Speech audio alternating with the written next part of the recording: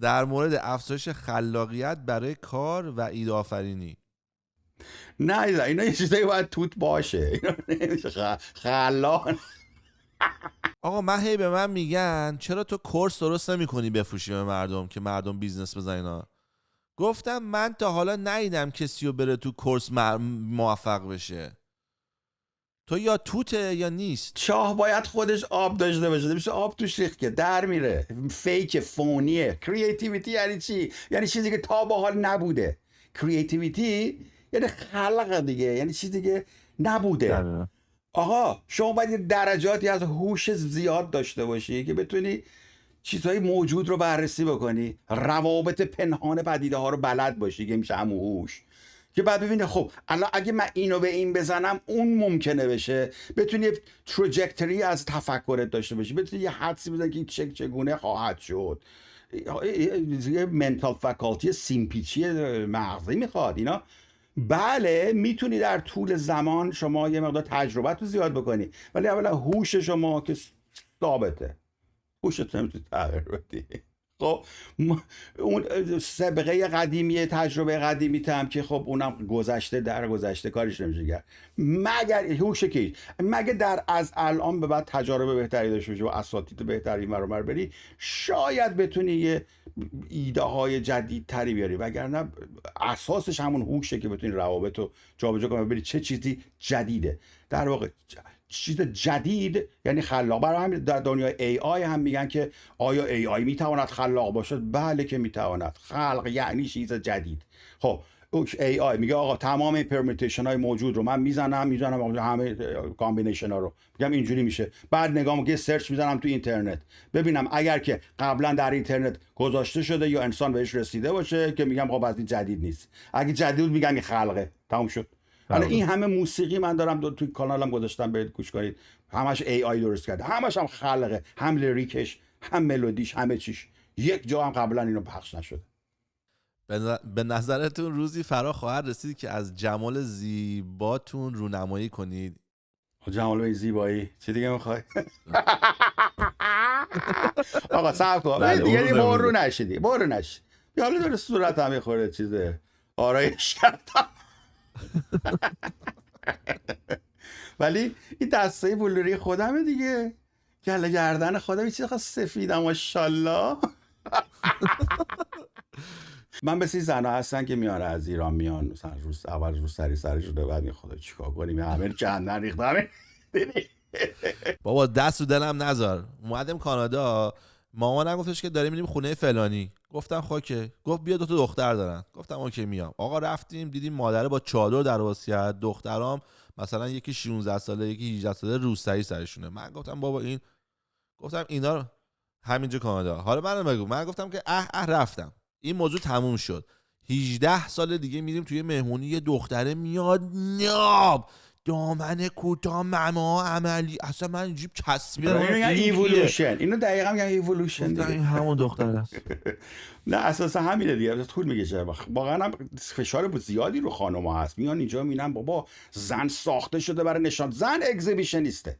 اصلا بیماری اگزیبیشنیسم در زنان وجود نداره. اگزیبیشن میدونی چیه؟ عورت نمایی و اینا میگن اگزیبیشنیسم. این بیماری شناخته شده نیست، یا مثل کراس درسینگ شناخته شده نیست در زنا. تو زنا میتونن کت شلوار بپوشن ولی مردا نمیتونن دامن بپوشن. برای اون بیماریه، این که بیماری نیست. زنا اساسا اگزیبیشنیستن، باید نشون بدن خود. حالا ممکنه خود عورت و آلت رو مستقیم نشون ندن، اونم به علت دیگری است که اونو مستقیم نشون نمیدن. حالا برخواست براتون میگم، ولی بدن رو حتما شما باید طرف رو بکشی طرف خودت، باید جذابیت داشته باشی. زن باید خودش بدن، پوست بدنش رو باید نشون بده، ذاتشه. بعد میاد کانادا میبینه ای بابا نشون هیچ هم اشکالی هم نداره این کار، خداییش پارا نشون دادن، ساق پارا نشون دادن اشکال نداره خداییش، یا مثلا آستین رو نشون دادن خداییش، گلا گردن خداییش مشکل نداره. ولی بعد میگن خب چیکار با این حالت مشکل ذهنی که با خودشون دارن، بهش میگن کاگنیتیو دیسوننس، که آقا من این درسته ولی میگه اون میگه نکن، آخه سوپر ایگو یا اون آموزهای دینیش میگن آقا یواش یواش یواش یواش چیز میشه. بعد این رو سریع رو شل میکنم. از مهناز افشار مگه نبود ما رو تو این رو سری شو برداشت. میشناسی مهناز افشار رو؟ نه نمیشناسم. اوکی. یکی از هنرپیشه‌های خیلی مشهور ایران بود که اومده خارج دهن ما رو تا آخر سر رو سرش برداشت. اول کلاه میذارم بعد کلاه میکنه. حالا منم همینطور اومدم اول رو سرمو شل کردم بذار خورد حالا از دست و بال و اینا. آقای هیکل خوبیه ورزشی هم دیگه بسته. پس من یه قول میگیرم روزی که خواستید این کارو بکنین روسری در بری اجازه بدید من روسری بردارم. رونما بدی من قند میوستم بالا سر. عزیز خدا رو چه دیدی شاید. چطور میشه تشخیص داد یه روانشناس خوبه یا بده؟ چه سوال جالبی. کار شما نیست. آره دیگه راست چجوری میخواد اینو بفهمی؟ شما میخواد رنکینگ بکنید دیگه. شما در حد شما رنکینگ، ولی اگه به دلت نشسته خود دلت نشسته دیگه. میگه گات فیلینگت میگه خوبست نشسته به دلم. اوکی. من دوست دخترم منو برد به خاطر که گل میکشم منو برد پیش روانپزشک. میگفت تو مشکل داری و فلان. میگفتم من مشکل ندارم. میگفت نه مشکل داری. بعد من پیش روانپزشک که خانومم برد نشست اونجا شروع کرد توضیح دادن داستان زندگی اون چیه. بعد که تموم شد روانپزشک گفت به تو چه ربطی داره این گل میکشه؟ این اگه کارشو میکنه درسشو میخونه اینشو میکنه یه گلم میزنه اصلا به تو ربطی داره. بعد اومد بیرون گفت این زنه اصلا بیشوره نمیفهمه. گفتم این مادر تو سرویس حالا اگه میرید به ما میشه قوی ترین. نه میگه میبرمت پیش یه حکم. این نمیخواسته ببرت پیش حکم، نمیخواست پیش روانشناس ببری که میخواست ببری یکی دعوت کنه. حکم میخواست. آره اونو دعوا کرد اصلا خیلی بهش برخورد. چطور مثل تو حرف کم نیاریم؟ اطلاعاتتون ببریم بالا. من از طرف شما صحبت کردم ولی خودتون جواب بده لطفا. چطور مثل شما حرف کم نیاریم؟ خب ببین عزیزم باید خیلی پیچیده است این پکیج. شما در واقع یک نوع کامیونیکیشن دارید صحبت میکنید دیگه، که در این کامیونیکیشن شما باید یه دونه محتوا ارائه بدید، یه دونه ارتباط ارائه بدید. خب که اون در واقع بیشتر این ارتباط غیر کلامی بیشترین حالت اون کامیونیکیشن رو به اصطلاح تشکیل میده. قسمت کانتنت و محتواش که خب باید بلد باشی دیگه، باید چیز به یاد بگیری، دانش داشته باشی و دانش تنها هم نه که شما فقط دیتا اکوزیشن نمیگم که انبار بکنی نالجتون رو، باید بتونی پروسسینگ خوبی هم داشته باشی که از دیتاهای موجود دیتاهای جدید پروسس بکنی و در بیاری، که این پدیده ری پروسسینگ و فراوری مجدد داده هاست که اگر بهتر و بهینه‌تر در مرتب و چندین بار انجام بشه به حد ویزدم و خرد میتونه واردش بشه، به شما وارد بشی. بنابراین باید یه هوش کافی داشته باشید که بتونید دیتاتون اکوایر بکنید، دیتایی که اکوایر شده بتونید ری پروسس بکنید. خب که به خاطرش برای سخته، شما مموریتون محدوده، این نمیتونه اطلاعات جدید بعدم نمیشه، مغزو نمیشه پر از اطلاعات کرد، باید بعضی جا رو ساخت، بعضی جا خودت باید تو بیشتر چیزهایی که من میگم اینجا رو من نخوندم جایی، همینجور تو حرف زدنم یاد میگیرم و میگم و اون از اون چیزایی که یاد میگیرم 2 مرتبه برای چیزای بعدی یاد میگیرم. یکی اینه. و نکته بعدی اینه که EQ بالایی داشته باشی، که ایموشنال کوئیشنت باشه، که بتونی طرف رو بشناسی، ببینی که آیا داره دو چشمی نگاه میکنه، حوصله‌اش سر رفته، مثلا تو الان حوصله‌ات سر رفته، من دیگه بیشتر از این نباید ادامه بدم. نه من خیلی دیتیل دارم گوش میدم که هیچ یادم نمیاد. خیلی مهمه هر کلویی که هر فیدبک بگیری، طرف چجوریه، الان چی گفت، ساکت شد، نفس کشید فلان، از این فیدبک ها استفاده کنی برای ادجاست کردن نوع دلیوریت. به شما دیتا اکوزیشن، پروسسینگ، ریپروسسینگ and delivery سیستمت هم باید بهینه باشه، چه الفاظی بکار، چه کلماتی بکار، در چه ستینگی چه کلماتی بکار ببری، که شوخی کنی، که جدی کنی، که سف بشینی، که فلان بکنی. خیلی پیچیده است اینا هم مثل همون چیزا، بعضی چیزا ذاتیه متاسفانه، بعضیا great communicator هستن، کامیونیکیتورهای خوبی هستن، بعضیا نه، متاسفانه افراد زیادی نیستن کامیونیکیتور خوبی باشن. بعضی از کامیونیکیتورها اصلا دانش زیادی هم حتی ندارن ولی کامیونیکیتورهای خوبی هستن. این خیلی مهمه و اونا کم نمیارن. با همون چیزایی که بلدن، هم 4 تا چیزی که پیدا میکنن بحثو باز میکنن. دانشگاه اولویت باشه یا کسب و کار؟ بستگی به آدمش داره به نظر من. حالا شما بفهمید. خوشحالی. ببین تو کدوم میتونی خوشحال بشی. به هدف شما از کسب و کار و دانشگاه چیست؟ خوشحالی، موفق شدن. اوکی. با هر دوی اینا میشه، بدون اینا هم میشه. من شما رو ارجاع میدم به اون بودیستی که با یه لاغبا شب رو سر میاره، روی گلیم پاره، خوشحالم هستم، میگه خدا رو شکر. نه واقعا درسته. منم تو پادکست‌های بچه‌ها توجهش همیشه میگم. شما میدونی پول به چه درد میخوره؟ برای که اون اکسپکتیشن ها تو میت بتونی بگیری. مثلا شما همیشه یه سری وانت داری، نید که خب نیدا که باید چیز بشه، ولی یه سری وانتس هست، یه نیاز داریم، یه خواسته داریم که خب نیازها رو نمیشه نگه. مازلو بعد باشه اون که هیچ. بعد یه سری وانتس هست که شما ثروت رو فقط برای وانتستون معمولا در دنیای امروز به کار میبرید. در دنیای قدیم که غذا نبود بخوری و ریسورسز نبود و اینا، وانتس انسان ها همون نیازشون بود، یه غذای نونی گیرشون بود بخوره. ولی الان همه کس دیگه از گشنگی دیگه نمیمیره که اون نیازهای ابتدایی حیات باشه، آب و نمیدونم چی باشه. ولی الان دیگه ثروت فقط برای وانتس دیگه و اینقدر این وانت ها چیز شده، فراگیر شده که انگار به وسیله نیاز انگار شده. مثلا میگه و طعم نداره. بله. یعنی مثلا نمیدونم تهش اون ترمز خودته عزیز من. ببین یه کسری هست expectation و داشته ها و انتظارات. انتظارات هرچی کمتر باشه، با داشته های کمتری همون احساس خوب رو داری. انتظارات هرچی بیشتر باشه، به نظر میاد که انتظارات در کسر این چیزه، این معادله است و در صورتش داشته‌هاش، هرچی داشته‌های شما بیشتر بشه شما خوشحال‌تر میشید. این یه فکته، حتی مطالعه شدن.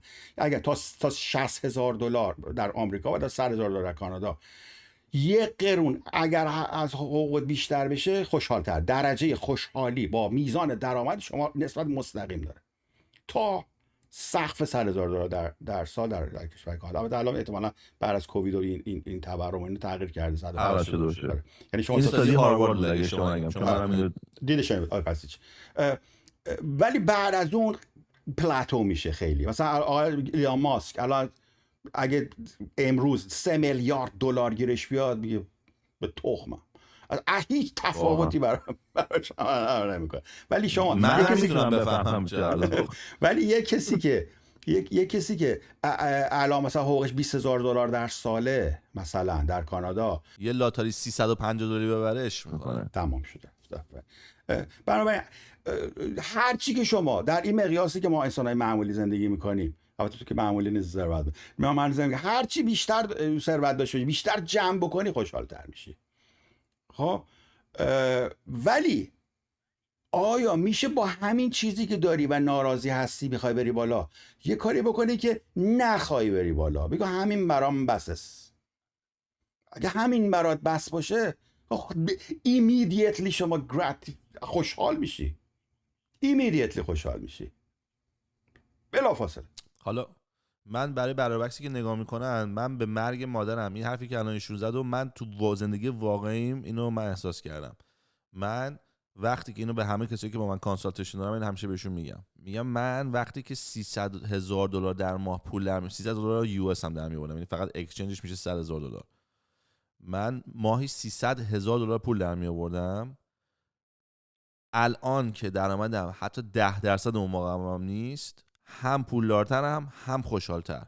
یعنی آدم اگه اکسپکتیشنشو بیاره پایین باعث میشه به قول ایشون همون ثانیه وارد خوشحالی میشی و چون اکسپکتیشن پایینه به تو اجازه میده پولاتو بیشتر جمع کنی و اینوست بکنی و اون جمع کردن اینوستمنت تو رو هم باز پولدارتر هم میکنه و من الان اگه پول بیشتر در بیارم کار خاصی انجام نمیدم. یعنی مثلا نمیگم که اوه الان بدویم بریم خونه‌مون رو آپگرید کنیم، یه دونه درخت اونجا بکنیم، هیچ چیز. من واقعا همه چیزی که دارم و دوست دارم اپریشیت میکنم، میرم جلو. و این حرف واقعا درسته. من آدمای پولدار رو زیاد دیدم و آدمایی دیدم که انقدر پول دارن که نمیدونن چیکار کنن. یعنی اگه بچه‌هاشو خود شروع کنن پولاشون رو احمقانه به فنا بدن، تموم نمیشه واسه حداقل 100 تا 200 سال. و این آدما خوشحال نیستن. بچه خوشحال نیست، خواهر خوشحال نیست، مادر خوشحال نیست، شوهر خوشحال نیست. و تو میبینی که همه چی میاد اون پایین و کوچیک و تش همه یکی هن. اگه تو تخت بغل زنت خوابیدی زنت گوز بده تو ناراحت میشی. حالا مهم نیست تو حساب بانکی چقدر پوله. ببین البته من اینو میخوام بگم که واقعا اکسپکتیشن رو کنترل کردن کار آسونی نیست. میخوام بگم که نمیخوام مگه حالا همین ماشین چشه، مگه حالا رنگش پریده، نه واقعا سخته بعضی وقتا. و اینو ولی در نظر داشته باشید که پول در آوردن سخت تره. خب بنابراین یا باید پول بیشتر در بیارید و چیز بیشتری داشته باشید یا اکسپکتیشن رو بدار. من که اصفهانیم اومدم گفتم این به صرفه تره که کمتر انتظار داشته باشم. خدا شاهد لاجیکاله، خیلی منطقیه. آقا کار کردن سخت تر از اینه که انتظارشو کمتر بکنه. واقعا فکت. اینو اگه کسی میتونه بفهمه زندگی تو میتونه از این رو باور کن. من یه خونه ای داشتم، منشن بود خدا شده، یه ماشینی داشتم فلان داشتم. بعد یه روز من برای چی اینا رو دارم کون خودم من برای چی دارم پاره میکنم که قسط اینا رو بدم و فلان بکنم و اینا. دیدم فقط به خاطری که مردم بگن این فلانی که مثلا وضعش خوبه و فلانی که این که از اینقدر چیزه و اینا، چرا مثلا زندگیش چرا اونجوریه، به خاطری که ویترینه اکسپکتیشن مردم رو فولفیل بکنم، خار خودم رو سرویس میکردم. این خیلی بده. اکسپکتیشن خودم اگه بود که خب گفتم حالا خودمه، آقا دوست دارم سوار ماشین خوب بشم من در اونو دارم میگم آقا دوست نداشته باشه، ولی نه یکی دیگه دوست داره تو سوار ماشین خوب بشی. خیلی دیگه مغزت باید خراب باشه که برای اکسپکتیشن دیگری شما پدر خودت دراری. واقعا حرف درسته. یعنی آدم اگه بتونه خودشو آدم درست بکنه راحت تر از این که کار بیشتر بکنین، چون واقعا کار کردن سخت تره، پول در آوردن سخت تره. نظر شما راجع به وکلا چیه؟ اینو میگم، ولی اینو فقط بگم عزیزم این حرف من به این معنا نیست، چون اگه من خیلی سوء استفاده ممکن بشه از حرف من. فردا یکی دیگه میزنه تو خط مدیتیشن و آقا بریم نمیدونم چیز بش مرتاض هندی بشیم و بریم بودا بشیم و بی خیال بشیم همینجا حال کن، همین که حال کنی بس است برات. اونجوری من نه، شما باید یه بالانسی پیدا بکنید. نه اکسپکتیشن دیگه. تو نمیخوای اکسپکتیشن کنی که تو جوب بخوابی. اکسپکتیشن که آقا من خونم اوکی باشه، ماشینم اوکی باشه، زندگیم اوکی باشه، بچه‌م اوکی باشه. اون مثلا میگم امروز صبح داشتم بهش فکر می‌کردم تو هم چه بی‌ربط الان اومد تو مغزم و تو این بحث میاد بالا، چه جوری دنیا واقعا. یه رفیق دارم وضعشون خوبه و این حرفا، بعد عکس میذاره از بچه‌شو میبره از سواری. بعدش فکر می‌کنم خب چه کار احمقانه ایه تو سال 2024 وقت بذاری ماشین بگیری سوار شی بری که بچه روی حیوان میشینه اینطوری. به خاطر همین ریاکشن شماست این عکسو میذاره. اصلا ما الان که بعد از فیسبوک و اینا که شروع شد دیگه همینو میگم. میگفتم یعنی این نه به خاطر خودش داره این کار میکنه، نه به خاطر اون بچه. بعد هر کم به نگاه کنی میگه مثلا واسه بچه که مثلا 12 سالشه این ضربه هایی که دوتا قرون اسب نر داره میزنه نمیتونه اوکی باشه واسه کمر بچه. من نمیدونم، من نمیفهمم، ولی حدسمه. پس این یارو فقط داره وقتشو میذاره، بنزین میسوزونه، پول میخرج میکنه اینا که من نگاه کنم بگم بچه ایشون میره از سواری. بعد گفتم آقا چه سودی داره، به چه دردی میخواد، چرا یکی این کارو بکنه به غیر از اینکه فقط میخواد بقیه رو خوشحال کنه. خداییش یه ذره کونت نسوخت وقتی دیدی زچش سوار اسبه؟ خداییش چرا اصلا از اون شروع شد که گفتم همین حسادتی که در تو ایجاد شده. اون میگه من میخوام از تو برتر باشم دیگه، جنگ قدرت و استاتوس دیگه. همین این خوشحال میکنه انسان. همینی که شما میگی سخته آدمو بگن میخوام بکنم و بکنتش. ببین جنگ استاتوس خیلی لذت بخشه. ببین الان شما کانال چند هزار نفر جمعیت توشه، شما کانال شما چه جوریه؟ اینستاگرام 100,000 تا، یوتیوب 40,000 تا. چه احساسی داری؟ خیلی خوب. چرا چون بعض چون بقیه چیز ای ردی نداره. چون بعض بقیه ای بعض منی که 2990 چون خودمون رو پاره کردیم. احساس خیلی خوبیه، احساس برتری خوبه. همین داشته این یکی از داشته‌هایشو. یا من همین که استاتوس دارم، سهیل اقتصادی با صدها هزار بیننده، خیلی خوبه. سوشال رکگنیشن بهش میگن. این یکی از باور میشه اینو باور این یکی از نیازهای بشریه، نیازه سوشال رکگنیشن، که بگی جامعه تو رو بشناسه. ها نه این آدم سالی و همه تلاش میکنن که به اون سوشال رکگنیشن برسن. ولی ناکسای آیا میشد که ما بگیم به تخمم که مردم منو بشناسن و این همه چون خودمون رو پاره نکنیم برای معروف شدن؟ مثلا من نمیتونم ببینم اینو، من نمیخوام ببینم اینو. میشه، ولی درسته لاجیکلی اینو بله. میشه که کار کرد. بله. یعنی اگر که زحمتی که تو داری برای این کار میکشی که این رکگنیشن رو داشته باشی زیاد باشه، به یه مرحله نمیرسه که بگی باید خود سلو داون بکنم، I'm hurting myself too much. مثلا ممکنه اینو بگی؟ ممکنه، بله. چون که اگر ابجکتیو شما اون سوشال رکگنیشن باشه، اون موقع میگه it's not worth it، ارزشش رو انگار نخواهد داشت. پس بنابراین تا زمانی که توانشو داری، ارزششو داره، برو جلو. این تعادله که میگن. ولی هر موقع که احساس کردی که داری برن اوت میشی برای همون هدفت، بدون که یه جای کار اشکال داره، داری این نیازت نیست، این wanted تا یه مقدار زیادش نیاز شما بود که یک لحظه حتی شوکه شده بودی نه من نمیتونم اینا رو از دست بدم، اینا قسمت یا هویت منه، اصلا هویتت میشه. ببین سوهل جان البته اذیت نمیخوام، ما رو آوردی اینجا اذیت کنم. اگه الان یوهو بزنه کل اینا رو از دست بدی، هیچ کی دیگه اصلا حق نداره شما رو، مثل ترامپ بگن دیگه ایشون حق نداره بیاد تو سوشال میدیا، تمام میشی تو. نه. پس چرا شوکه شدی اولش که گفتم؟ گفتی نه من چون اینو میخوام. سالها زحمتم از بین میره و اون سوشال استرسی که کار کردم نگفتم ناراحت میشی یا حتما ناراحت میشی، ولی تمام میشی. نه.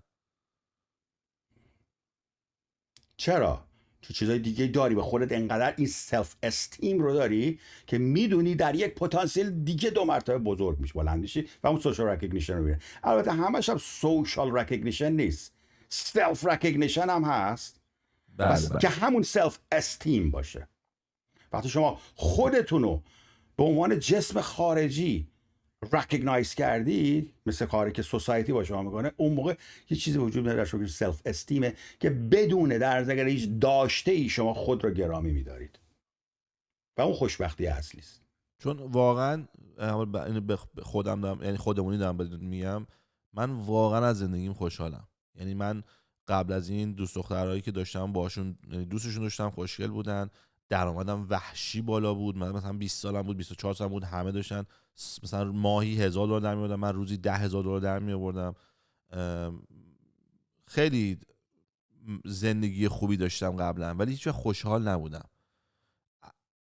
الان هر لحظه خوشحالم، یعنی شب خوشحالم، صبح خوشحالم، دارم بیل میزنم یه جا. به چی افتخار میکنی؟ به چی؟ اون موقع به اچیومنتات افتخار میکردی، الان اون چیزی که بهش افتخار میکنی که نیازی به اچیومنتات نداره چیست؟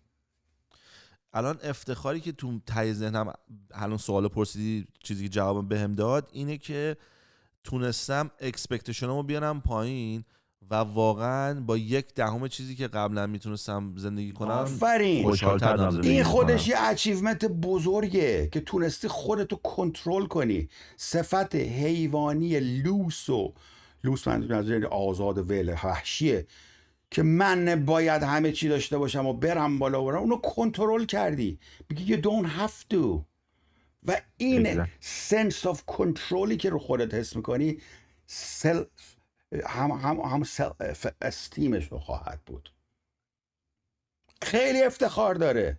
آقا من بلدم خودم رو کنترل کنم، تا کی به خودم زور بیارم، تا کی به خودم زور نیارم، چه چیزی برام مهم باشه، چه چیزی برام این یعنی کریپتونایت. من به مرحله رسیدم که چه چیزی خوشحالم بکنه، چه چیزی خوشحالم نکنه، من تصمیم میگیرم. واو. من واقعا همینه. مرسی. چند درصد آدما گی هستن تحت تاثیر رسانه‌ها و میدیا گی شدن، در واقع توهم گی بودن پیدا میکنن؟ همچین چیزی هست؟ به نظر من نه. من تو کلاباس یه چیز دارم، یه دونه از این صداها بچه‌ها در آوردن ضبط کردن و تو اتاقو پخش میکنن به عنوان صدای من بخندن. یه تیکه دارم اینو میگم که آدم باید باشه که چون باشه، چون بده. آدم که چون نباشه که چون نده. این من جواب همین سوال دیگه. آدمی داریم که گی باشه ولی به خاطر تلویزیون و میدیا و جامعه نگه گیم، ولی اونوری نداریم که یکی نرمال باشه بعد تلویزیون ببینه بگه بعدم نمیاد لب بگیرم از قاسما. من ندیدم تو زندگی میدونم. چرا اون همیشه ببین آدم اگه وقتی میبینه همه دارن میدونم میگم چرا من میبینی اما بدی نکنه عقب افتادن. حالا گوش که خدا شاهده. و اشکالش همینه. الان پدر و مادر ها خیلی ناراحتم، میگم بچه رو ما از ایران آوردیم اینجا خارج، هم میان. ببخشید من کلمات اینجوری میگم چون که شما فرمودید تکرار بگم.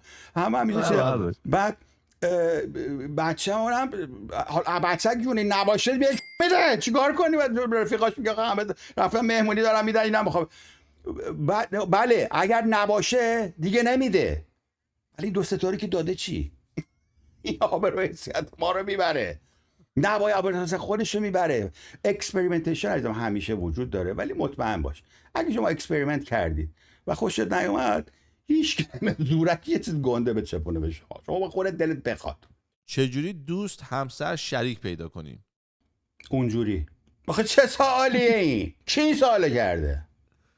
بیا بهش بگو من خودم بگو ماندانا حججی هست پیدا میکنه واسط. احمد رضا اینو پرسید ازمون. احمد رضا برو پیش ماندانایی بگو ماندانایی یه دختری خوب نداری واسه ما، برات پیدا میکنه. آخه عزیزم کسی که این سوالو میکنه کالای ازدواج رابطه نیست که، برو رد کارت. اصلا الان به خودت برس، در واقع میشه گفت الان به خودتو بیشتر بساز، الان آماده نیستی واسه رابطه. پیش بینیت از سال 2030 برای ایران و جهان چیه؟ به علت رشد شدید سوشال میدیای که الان در مخصوصا در ایران اتفاق جوانای جدید، جنریشن جدید که اومده و این جنریشن گپ سنگینی که الان به سیبلینگ گپ رسیده، حتی برادر خواهرها هم با هم دیگه دو تا فاز جدا زندگی میکنن، به نظر میرسه که آینده تفکر در جوانان ایرانی بهتر خواهد شد و من در سال 2030 فکر میکنم که منظور ایشون احتمالاً وضع کلی کشور و اینا بود وقتی پرسیدیه. فکر میکنم که مطالبات بهتر، قویتر و مستدلتری خواهد بود، انسجام و تیم ورک بهتری برای مطالبه خواهی خواهد بود. فکر میکنم وضع بهتر خواهد شد. برای جهان وحشتناک متغیر خواهد بود.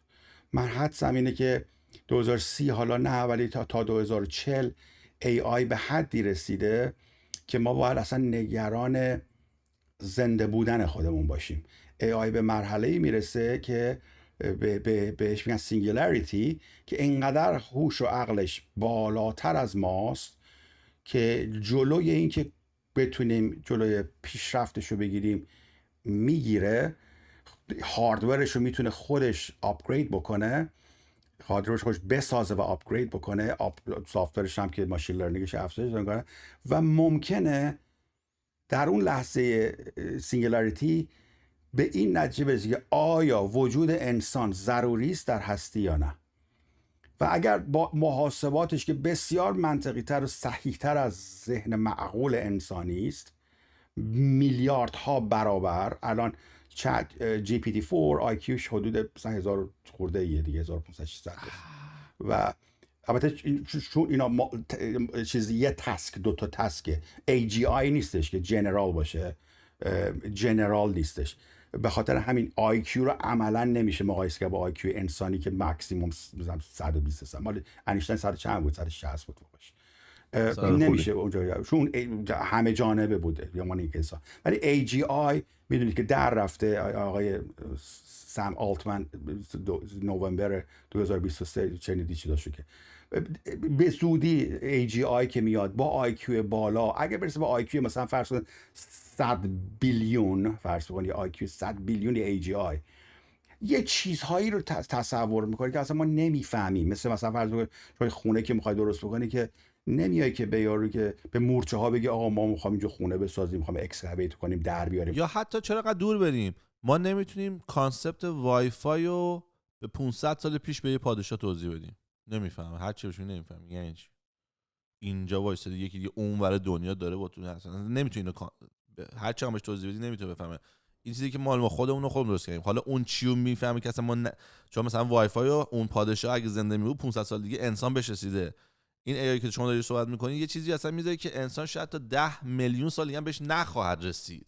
اون داره راجع به اون صحبت میکنه، مثلا ما واقعا نمیتونیم بفهمیم. امکانش اینه که هم از نظر سخت افزار ما بالاخره یه موجود بیولوژیک هستیم با یه مغز محدود دیگه، اکسپندبل نیست که مغزمون که فوقش بتونیم از تمام مغز ظرفیت مغزمون استفاده کنیم، نمیتونیم پاراللش کنیم یا نتورکش بکنیم مغزمون که. ولی به نظر من میرسه که چون خودش هاردورش رو میتونه آپگرید بکنه، سافتورش هم ماشین لرنینگ خواهد رفت، به جای میرسه که ممکنه که به این نتیجه برسه که حضور انسان برای هستی بد است و بدون اینکه اصلا ما رو حساب بکنه، حذف بکنه. حتی امکان ما نفهمیم. یعنی مثلا یا شروع کنه یه کاری کردن تو آب یا همه دنیا. البته اون سینگولاریتی میتونه یا اون ور بره حذف بکنه، یا اینکه بگه نه، قابلیت اما مرج میکنم باهاشون و رسد آدمی به جایی که به جز خدا نبیند. البته اقدامای ابتدایی شروع شده که بهش میگن بایونیک هیومنز و یا دیزاینر بیبی که دارن درست میکنن، ولی این کانسپت سنگیده که خود AI بیاد خودشو مرج بکنه با ما، اون یه کانسپت دیگه است. مرسی. واقعا چطور زندگی کنیم در مورد باور داشتن خدا؟ آیا به وجودش تفکر بکنیم یا نه؟ فکر زندگی روزمره خودمون باشیم یا نه؟ چطوری زندگی کنیم و آیا در مورد خدا وجود آفریننده تفکر کنیم یا نه؟ بهتر به فکری خودمون باشیم 24 ساعته. عزیزم اگه شما به خودتون فکر بکنید لاجرم به خدا هم فکر خواهید کرد و بله شما باید همیشه به خودتون فکر بکنید. شما چه میکنید؟ شما که هستید؟ در این جهان چه میکنید؟ از کجا آمده اید؟ این سوالهای اساسی است که بشر از زمان اینسپشنش، حتی شامپانزه ها و گوریل ها هم این فکر رو میکنن گاهی اوقات به نظر میرسه که هستند، از کجا آمدن، به کجا خواهند رفت، اصلا پدیده معاد که به کجا خواهم رفت، زندگی پس از مرگ، تناسخ، نمیدونم این تمام بشریت، تاریخ بشریت با این سوالا ذهنش مشغول بوده.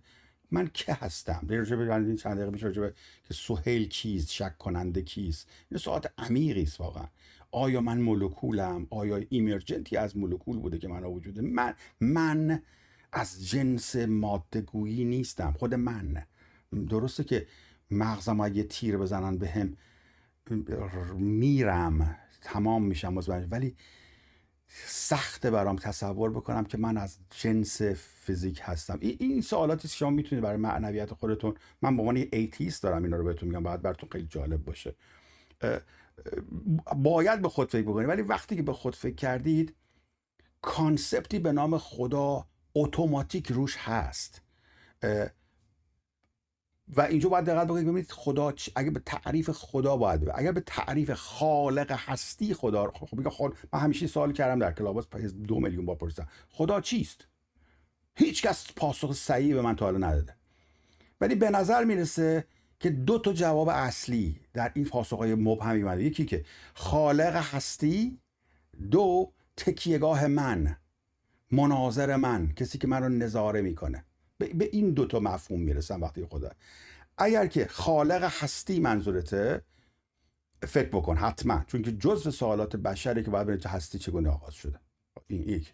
ولی اگر به عنوان کسی که مواظب منه، منو نگاه میکنه، بهش تکیه میکنم، نمیدونم فلان اینا، ممکنه که در ظاهر الان شما دیسمیس کردی خیلی بسیار مهم عزیزان.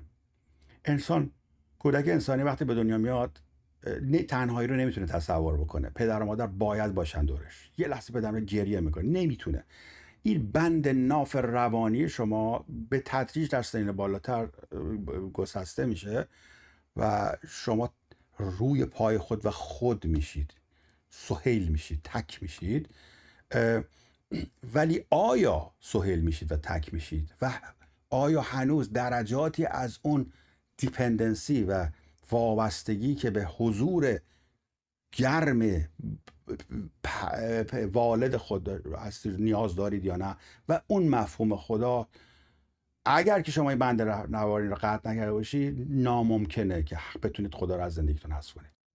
پس اگر راه دوم بری در واقع گیر میفتی به خاطر جوری که دیزاین شدیم و احتیاجاتی که داریم. اگر راه کنجکاوی میری برو توش. البته اینو بگم، مغز درصد کمی از انسان‌ها هست که این قسمت وابستگی رو نداره.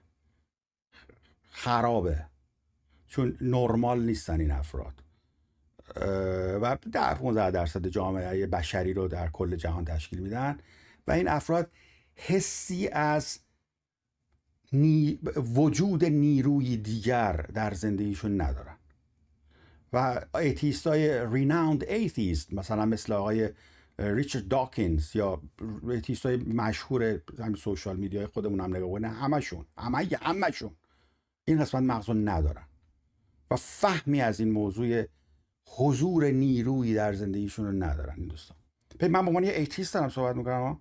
من ایتیستم. من نه به خالق هستی باور دارم که اولین بار هم است که اینجوری بیان میشه که هستی نمیتواند خالق داشته باشه. هیچ کس هیچ ایتیستی تا حالا این گزاره رو نگفته. من هم اون رو باور دارم که خالق نمیتواند هستی و هم اینکه نیرویی نیست که من بهش تکیه بکنم، ولی این نیرو رو حس میکنم. باورت میشه؟ بله میشه، چون منم حس میکنم. ولی میدونم اون حس یه دیلوژنه، مثل جان نش که دید که مثلا اونا میان دنبالش، اونا که همیشه دنبالش بودن، ولی یاد گرفته بود که ایگنورشون کنه. منم ایگنورش میکنم. نه میفهمم. خیلی موقع میشه که منم اون نیرو احساس میکنم یا مثلا ولی همیشه میگم که این به خاطر چیزایی که دیدم و شنیدم و چیزایی که تو مغزم توهمایی هستش نمیتونه حقیقت باشه. منم برای حلاجی خودم بود. واقعا مرسی، خیلی مرسی از وقتت، مرسی که امروز اومدی اینجا و امیدوارم که هر وقت که پایه بودی ویدیوی کانال خودتو بسازیم. عزیز دلم، روز آخر رو رما کنی از من، قربونت برم. مرسی. چقدر انسان خوبی هست، به خدا این خنده ای که الان من روی صورت دیدم، چقدر مهربانی تو، چقدر مرد خوبی هستی. خیلی جنوین، خندت خیلی جنوین بود، منو گرفت عزیز دلم. من واقعا میگم، من تنها چیزی که دارم همینه. من خودم هم راست میگم، دروغ نمیگم. اگه به ضررم باشه راستشو میگم، چون که همیشه دیل کردن با چیز بد برام راحت تر بوده تا بخوام یه دروغو ببرم. اصلا دیوونه میشم، یعنی همش رو اعصابمه که دروغ گفته باشم. برای همین مثلا رابطم خوبه، بزنم دروغ نمیگم، چیت نمیکنم. یه سری چیزای خیلی ساده رو برای خودم ستاپ کردم که برای آدمای دیگه مثلا چالنجه و برای من خیلی راحت پیش اومد. و همین مهمونی ببینیم چند روز پیشی که داشت میگم مثلا باورم نمیشه مثلا داشتی راجع به این که مامانت گفته زنت به درد نمیخوره وقتی که بهش گفتی روسه صحبت میکنی. یه چیز خیلی شخصیه و چیز بدیه که نشون میده مثلا مامانت کار بدی کرده ولی تو میای راجع به صحبت میکنی که چشارو باز کنی. گفتم آره من یه آدمم، بعدش 10 سال دیگه نه من زنده‌ام نه خاطرات من زنده است، اهمیتی ندارم من. ولی اگه بتونم یه نفر رو امروز بهتر کنم زندگیشو، من بردم. من الان میدونم که صدها نفر رو بهتر میکنم. من چند روز پیش کنسرت اینجا بود مال کچی بیتس، رفتم توی کنسرت 2 نفر فقط توی کنسرت اومدن جلو و به من گفتش که من میخواستم خوشی کنم و دلیلی این که نکردم توی سهیل. نمیدونی چقدر این واسه من حال داد، نمیدونی چقدر ارزش داشت. من چقدر خود حرف نمیزنم، من چقدر نمیگم آدم باید زندگی تو لذت ببره. من راجع به خوب بودن و باحال بودن صحبت میکنم فقط. اون مثلا جا نگفتم آقا بچه‌هایی که میخوان اینجوری کنن، ولی 2 نفر تو یه شب میان به من اینو بگن، یعنی حتما شانسش هست که 20 نفر پشت پرده رو من کمک کرده باشم که قرار بود الان مامان باباش تو سرشون بزنن گریه کنن بچه‌شون نباشه، ولی اینو اصلا نمیدونن از سرشون گذشته. و من کارم اینه اینجا، یعنی من عشقم که میام اینجا اینه. و مرسی که واقعا وقت گذاشتی واسه من میگم بیشتر کسی که تو دوست دارن خودتی و خاطر اینا بدونی.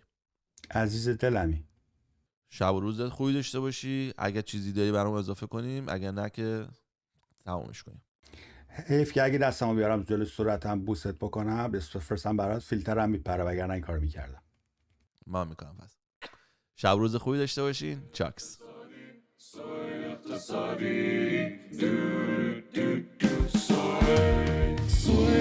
Soy